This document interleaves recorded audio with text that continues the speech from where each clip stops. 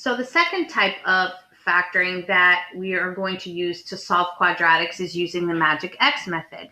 This method is useful when you have ax squared plus bx plus c equals 0, but the a value is 1.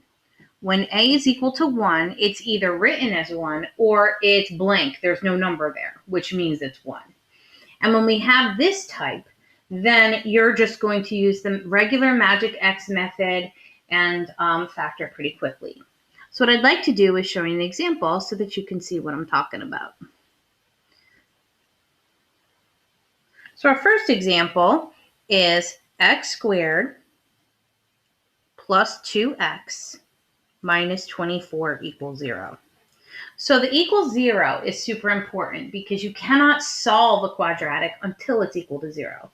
So if you don't see an equal 0, you're going to need to move something over so that it does say equal 0, just like we did in example 2 for the GCF method. But this one is ready to rock. So what we would do is we would notice that a is 1. And when a is 1, we're just going to do regular magic x. So over here on the side, I'm going to put my a times c on top and my b on the bottom. My a is 1 and my c is negative 24. So 1 times negative 24 is negative 24. My bottom b is plus 2. Remember that over here on the side, when I do my factors, I have to subtract my factors. And when I subtract my factors, I'm looking at the signs. And because it's positive, I need a positive big factor and a minus the small factor. Okay, so I'm doing factors of 24. 1 times 24, 2 times 12, 3 times 8, 4 times 6. And I'm looking for the factors that subtract to give me 2. Well, that's 4 and 6. Again, because a is 1, we just get to use x as a value. So this is going to be x positive 6 and x minus 4. And that's it for your factors. We're going to put it over here. This is x plus 6. This is x minus 4, set equal to 0. It's at this stage where after we factor it, we need to split this into 2 separate equations, both equal to 0. So we're going to take this one and set it equal to 0. And we're going to take this one and set it equal to 0. This is called the zero product property. And that means that we can solve for both of these because there will be 2 solutions. So I'm going to subtract 6 on both sides here to get x by itself, and I get negative 6. And I'm going to add 4 on this side to get x by itself, and x is positive 4. So our final answers for this quadratic are negative 6 and positive 4. Both values work for this quadratic, meaning it has 2 solutions.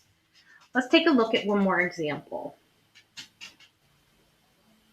For example 2, I'm thinking of one that's like x squared minus 8x plus 15 equals 0. So when you're asked to solve this one, again, you're going to notice that it's an ax squared plus bx plus c form, but that a is equal to 1. And because a is equal to 1, we can go directly into the magic x factoring. So we're going to take this method, a times c on top, b on the bottom. 1 times positive 15 is positive 15. And bottom b is going to be negative 8. But when you have a plus sign up top, that indicates that you're going to add your factors. And when you add your factors, your signs are the same as b. So I'm going to write my factors for 15 over here because I didn't get myself enough space. So that's 1 times 15 and 3 times 5. And what we're going to do is look for the ones that add together to give us 8, knowing that the signs have to be the same as b. So I'm just going to have a plain old x minus 3 and an x minus 5. These are my factors. So these go pretty fast now. So over here, I'm going to have an x minus 3 and an x minus 5 equals 0. So what we're going to do with this, after we get our factors, is we're going to make two separate equations. Zero product property says that either of these can be the answer. So you have to set them both equal to 0 and then solve for both of them. So for this one, I'm going to add 3 to both sides to get x alone.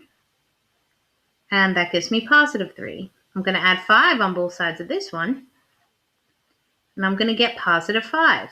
So my final answer for this quadratic has two solutions, 3 and 5. This wraps up the examples given to you to help you do the assignment. And these problems go with the assignment questions number 25 all the way to 30. So 25 through 30 look like examples 1 and 2. Make sure you go and do your assignment. Make sure you're checking your assigns carefully. Make sure you're looking at your rules, and make sure you're solving each equation separately. All right?